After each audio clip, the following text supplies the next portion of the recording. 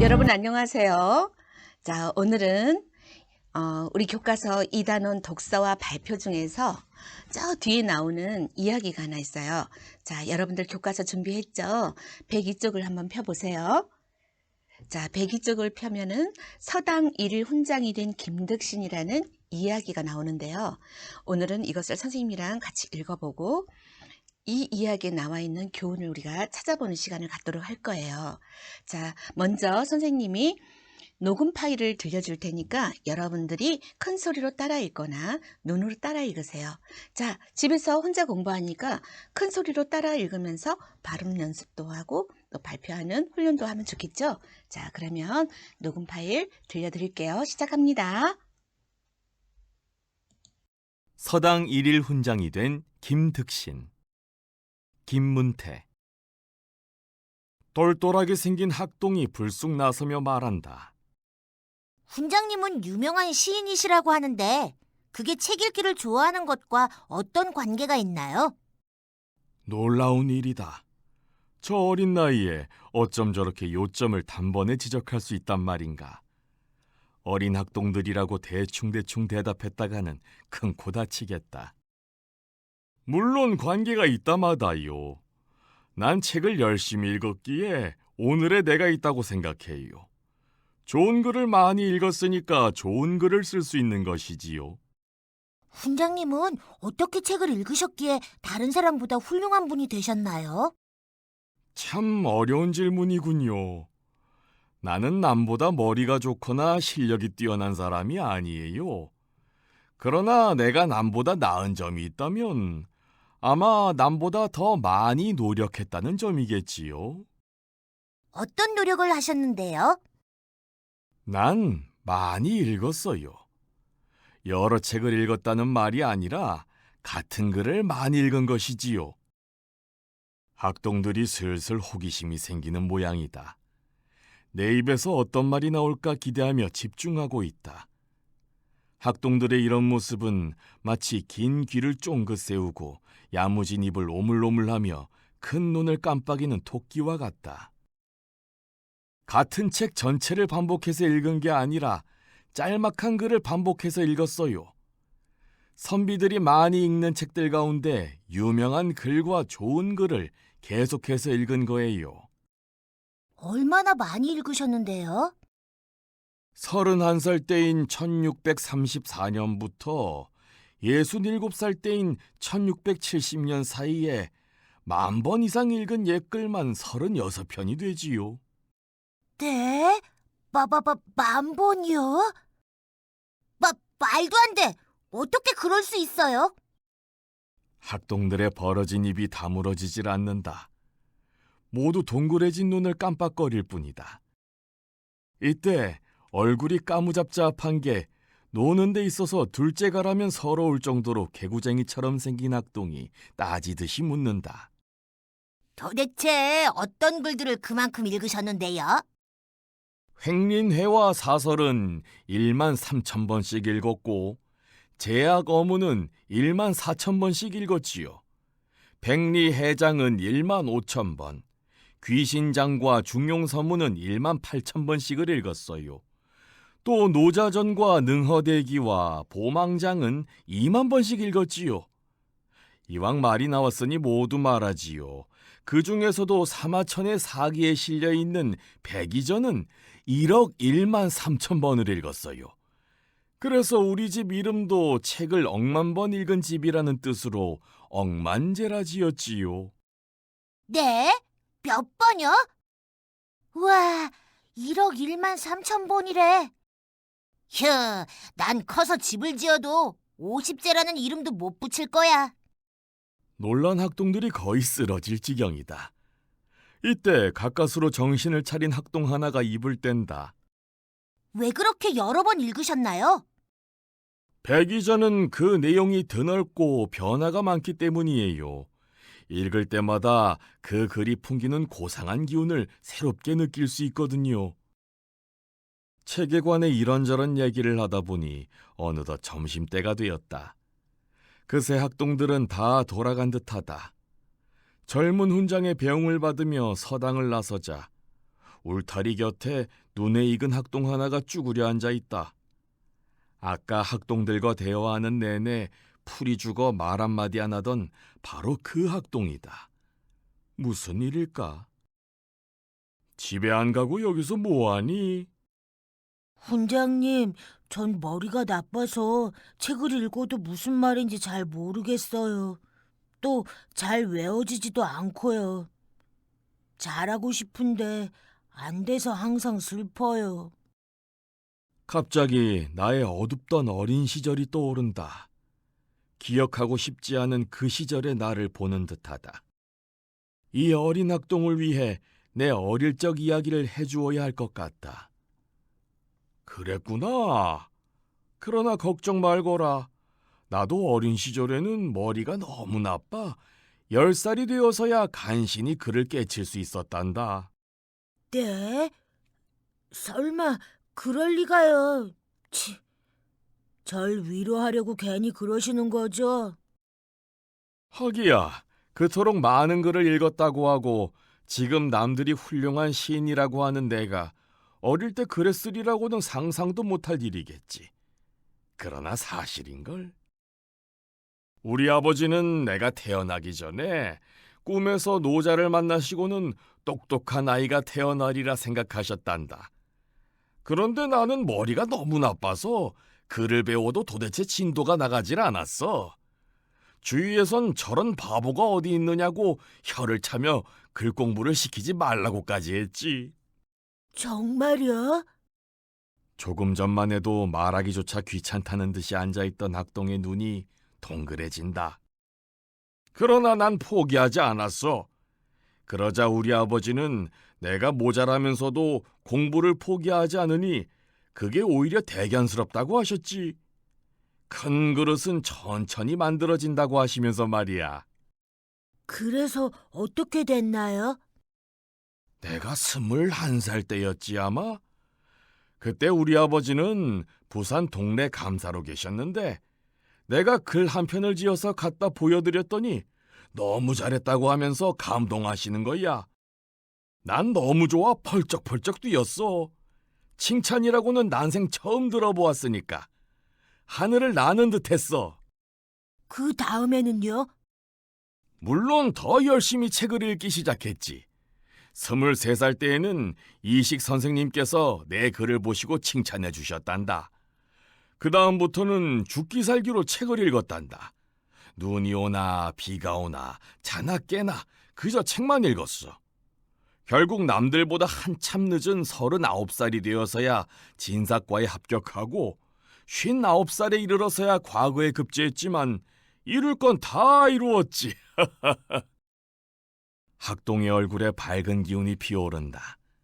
그러나 아직 의심스러운 눈치다. 정말 저처럼 머리가 나쁜 아이도 책을 열심히 읽으면 훈장님처럼 될 수 있을까요? 아무렴 그렇고 말고. 내가 어느 정도였는지 말해줄까? 네. 어느 여름날이었지. 하인이 끄는 말을 타고 가다가 어느 집에선가 글 읽는 소리가 들려서 한참 동안 서서 그 소리를 들었어. 그런데 그 글이 아주 귀에 익은데 제목이 생각나지 않는 거야. 그러자 하인이 말하길 나리께서 매일 읽는 건데 이걸 모르신단 말씀이십니까? 하더라고. 그제야 그게 바로 내가 1억 1만 3천 번이나 읽었던 백이전이란 걸 알았어. 아유, 정말 너무하셨어요. 아, 또 한 번은 한식날에 하인과 길을 가다가 시를 짓게 됐어. 말 위에서 한식을 만나니 하고 첫 구절을 지었는데 도대체 다음 구절이 떠오르지 않는 거야. 그래서 한참 동안 낑낑대는데 하인이 대뜸 도중에 늦은 봄을 맞이하였네 하는 거야. 나는 깜짝 놀라서 하마터면 말에서 떨어질 뻔했지 뭐냐. 아니, 어떻게 하인이 그럴 수 있죠? 어떻게 알았냐고 나도 물어봤지. 그랬더니 하인이 씩 웃으며 말하길 그건 나리께서 날마다 외우시던 당나라 시가 아닙니까? 하더라고. 나 원참 내가 봐도 너무 심했지. 좋게 말하면 글에 푹 빠져서 어느 게 일건그리고 어느 게 내 생각인지 몰랐던 거야. 그러니 심하게 말하면 난 머리가 나빴던 것이지. 훈장님, 그건 머리가 나쁜 게 아니라 그만큼 집중하셔서 그런 걸 거예요. 그러면 학동이 이제는 날 위로해준다. 뭔가 뒤바뀐 것 같은데 하는 생각이 든다. 그래도 기분은 좋다. 내가 풀 죽은 학동에게 힘을 불어넣어 주어 이렇게까지 됐으니 말이다. 재주가 남만 못하다고 포기하지 말거라. 나 같은 사람도 결국에는 다 이루지 않았느냐. 모든 건 노력하는 데 달려있단다. 이제 저도 할 수 있을 것 같아요. 훈장님, 고맙습니다. 손을 꼭 쥔 나와 학동 곁으로 시원한 바람이 한 줄기 스쳐 지나간다. 담장 너머 서 있는 해바라기가 학동을 내려다보며 방긋 웃는다. 자, 여러분, 다 읽었어요? 자, 그러면 오늘 수업 시작할게요. 오늘의 학습 주제, 독서의 가치와 중요성. 자, 읽기의 가치와 중요성이라고도 할 수 있죠. 그래서 오늘 선생님이랑 공부하면서 읽기가 얼마나 중요한지, 어떤 가치가 있는지 한번 공부하도록 해요. 자, 여러분 교과서 102쪽입니다.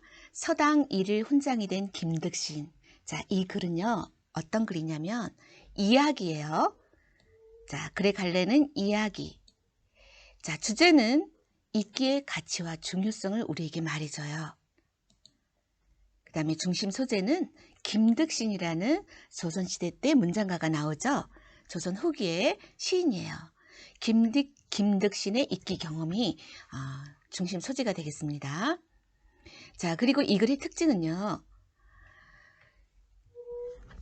김득신의 읽기 방법을 소개하기 위해서 김득신이 일일 서당 훈장이 된 상황을 설정했어요. 그래서 독자의 관심과 호기심을 끌고 있어요. 그리고 김득신과 학동들의 대화를 바탕으로 해서 자연스럽게 읽기의 가치와 중요성을 언급하고 있답니다. 자, 그러면 글의 짜임은 첫 번째 부분에서는 김득신이 서당의 학동들에게 같은 글을 최소 10,000번 이상 반복해서 읽은 자신의 경험을 말해주는 장면이 나와요. 그 다음에 두 번째 부분에서는 아버지의 격려에 힘입어서 글 공부를 포기하지 않고 열심히 책을 읽어서 꿈을 이룬 김득신에 대한 이야기가 나오고요. 이제 마지막 부분에서는 김득신이 말을 타고 가면서 하인과 있었던 그 일화가 있었어요. 그 일화를 말해주면서 어떤 경우에도 포기하지 않고 끝까지 노력할 것을 학동에게 당부하는 김득신의 이야기가 나옵니다. 자, 그러면 볼까요? 자, 여러분들 글 다 읽었으니까 한번 질문에 답해 보세요. 자, 꿀벌은 선생님이고요. 책 들고 있는 안경 쓴 사람 여러분이에요. 자, 먼저 첫 번째 문제. 자, 김득신 이 훈장님이 유명한 시인이 된 것과 책 읽기 사이에는 어떤 관계가 있었죠? 말해보세요. 밀접한 관계에 좀 더 구체적으로. 자, 좋은 글을 많이 읽었어요. 그래서 좋은 시를 쓸 수 있었던 거죠. 그래서 책 읽기가 김득신이라는 그 훈장님에게 글 쓰는 능력을 길러주는 그런 영향을 주는 거죠. 그래서 독서가 글쓰기에 영향을 준다라는 것을 우리는 알 수 있었어요. 자, 그럼 두 번째 질문으로 넘어갈까요? 김득신의 성격은 어떤가요? 자, 김득신이라는 이 훈장님의 성격은 어떤 것 같아요? 좋은 성격이요? 그렇게 말하면 안 되고 좀 구체적으로. 겸손해요. 굉장히 겸손했어요. 자, 어디서 알 수 있냐면 나는 남보다 머리가 좋거나 실력이 뛰어난 사람이 아니에요 라고 아주 겸손하게 말했어요. 그런데 이 김득신이라는 분은 조선 후기 때 아주 유명한 시인입니다. 자, 세 번째 질문. 김득신의 구체적인 읽기 경험은 무엇이었나요? 어떻게 읽었죠? 많이 읽었어요? 그래요. 똑같은 글을, 같은 글을 많이 읽었어요. 많이 읽는 것을 두 글자로 다독이라고 해요.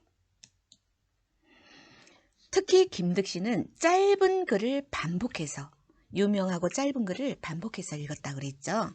여러분도 한번 실천해 보세요. 자, 네 번째 질문. 김득신이 읽었던 글들은 어떤 글들이었나요? 아까도 말했죠? 조선시대 때 선비들이 읽는 책 중에서 유명한 글과 좋은 글을 주로 여러 번 읽었어요. 반복해서 읽었어요. 자, 반복의 중요성을 김득신이 알려줍니다. 자, 그 다음에 김득신은 얼마나 많이 반복해서 읽었나요? 31살 때부터 67살 사이에 10,000번 이상 읽은 책이 36편이었어요. 한 편을 10,000번 이상 읽었어요. 자, 그러면 김득신은 자신의 집 이름을 억만제라고 지었어요. 이 의미는 무엇일까요? 억만제? 책을 억만 번 읽은 집이라는 뜻이에요. 대단하죠? 1억. 자, 그러면 김득신은 왜 어린 학동에게 자신의 어린 시절 이야기를 했을까요? 그렇죠. 그 학동은 자신의 머리가 나쁘다고 생각하면서 슬퍼하고 있었어요. 그 학동을 위로하기 위해서 자신의 어린 시절 이야기를 들려줍니다. 자, 교과서는 105쪽이에요. 자, 글을 배울 때 아주 진도가 늦게 나갔어요. 김득신은. 그럴 때 주위 사람들의 반응은 어떠했나요? 무시했어요. 김득신을 비난했어요. 머리가 나쁘다고. 자, 저런 바보가 어디 있느냐고 혀를 차며 글 공부시키지 말라고까지 말을 했어요. 정말 상처 많이 받았겠죠.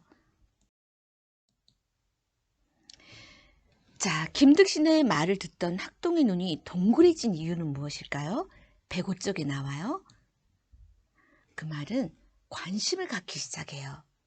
자, 학동은 태도가 변해요.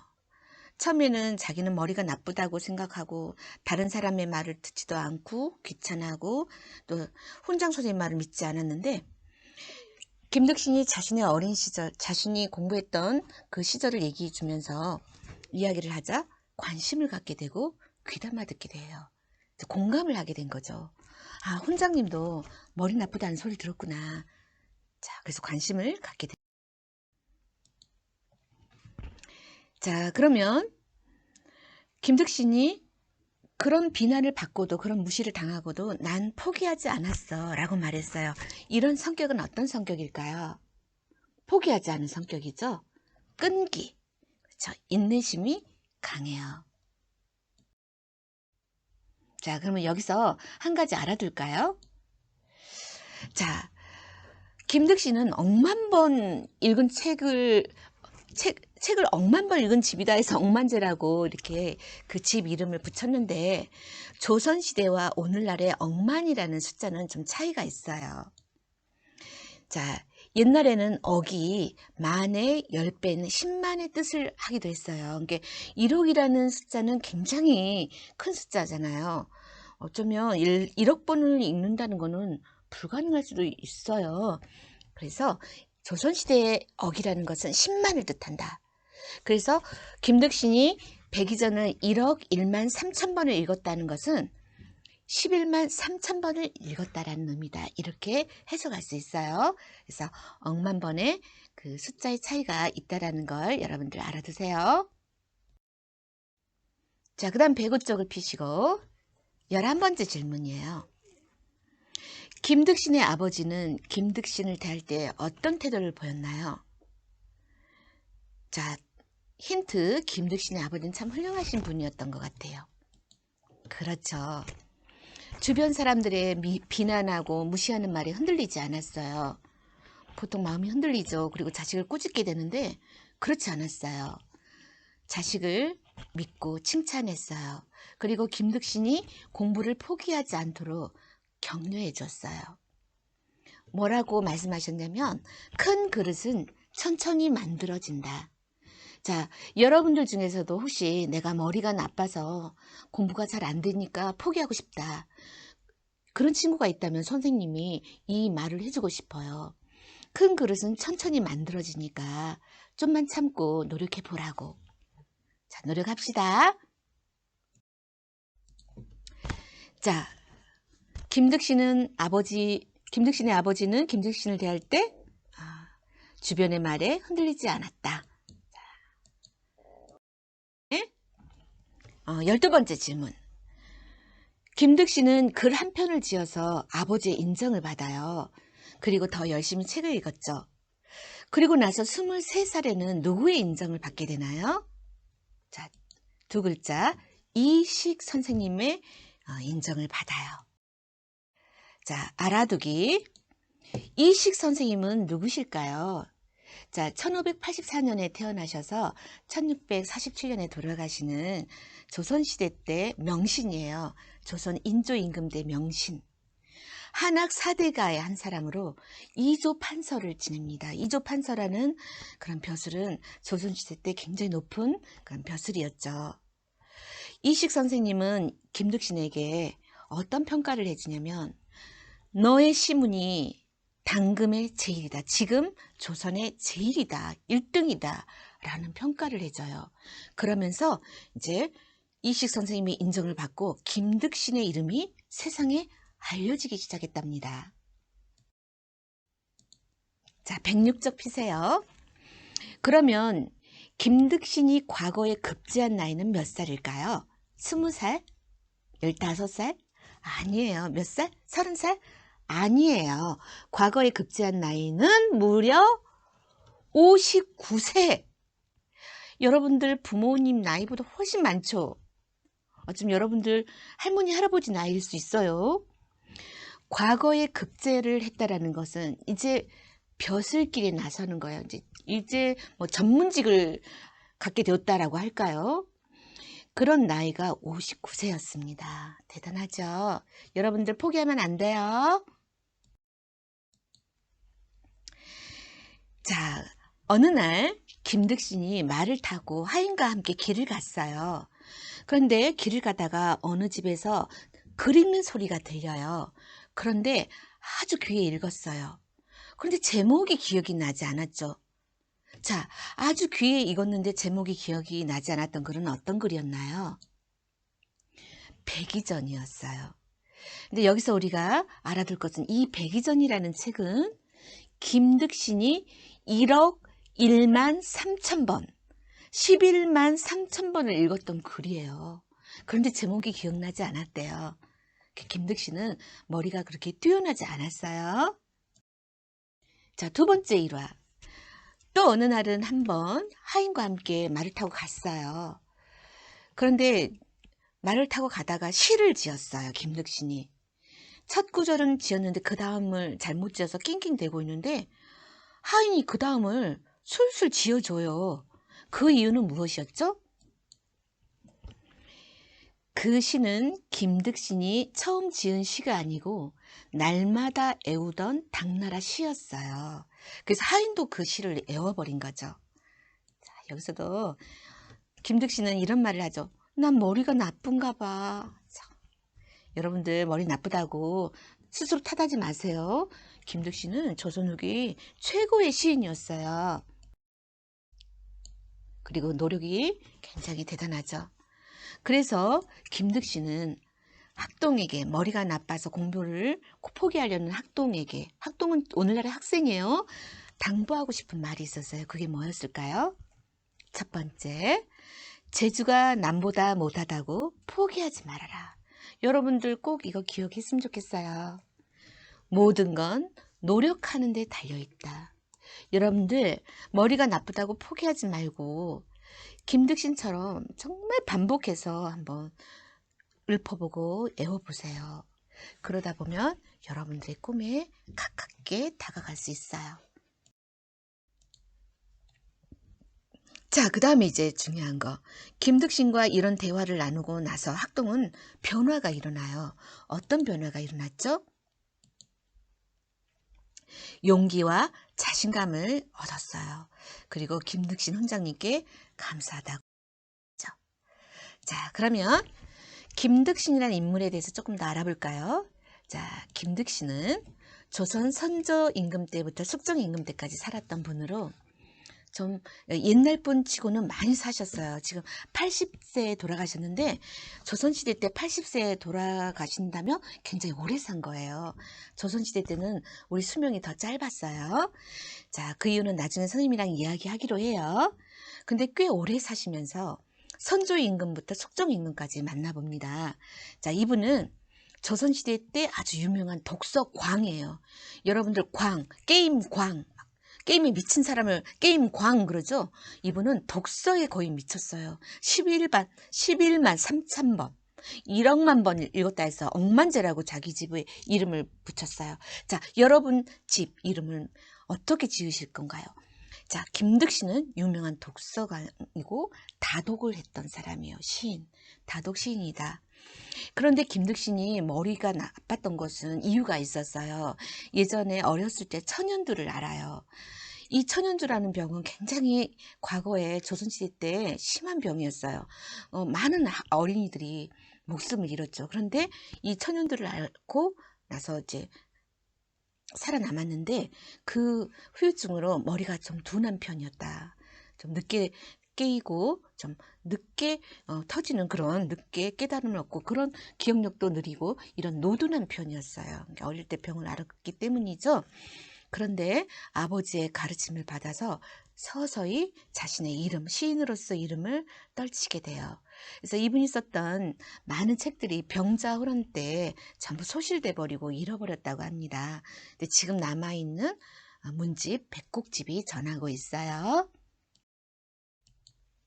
자, 그러면 김득신이 그 실망하는 자신의 머리가 나쁘다고 실망하는 학동에게 어떤 말하기 태도를 가졌을까요? 한번 정리해 볼까요? 첫 번째, 자신이 어린 시절에 머리가 나빴던 그런 경험을 들려주었어요. 그래서 그 어린 학동을 위로하고 있죠. 그 다음에 두 번째, 자신의 말을 쉽게 믿지 못하는 그 학동의 심정을 이해하고 또 주변 사람들한테 바보라고 무시당했던 자신의 어린 시절의 경험을 들려줬어요. 그러자 학동이 변하죠. 눈이 동그래지고 이제 공감을 해주니까 대화를 이제 깊이 있게 나눌 수 있게 된 거예요. 자, 그 다음에 그러면 김득신이 경험했던 읽기의 가치는 무엇일까? 다독, 독서 광이었던 김득신은 읽기의 가치를 뭐라고 우리한테 말해주고 있냐면 첫 번째, 김득신은 아버지로부터 인정을 받았다. 여러분들 나중에 부모가 된다면 꼭 여러분들 자녀를 인정해 주세요. 그 다음에 두 번째, 당대 유명한 학자 이식에게 높은 평가를 받은 것. 그 다음에 세 번째, 59세의 나이지만 과거에 급제한 것, 끝까지 포기하지 않고 노력한 것, 이런 것들이 김득신이 열심히 책을 읽었던 것이 가치로 발현된 것들이죠. 자, 그러면 여러분들 머리가 나쁘다고 잘 공부가 되지 않는다고 실망하지 말고 용기를 얻는 그런 시간이 됐으면 좋겠어요. 자, 오늘 수업은 여기서 마칠게요. 여러분 다음 시간에 또 만나요. 안녕.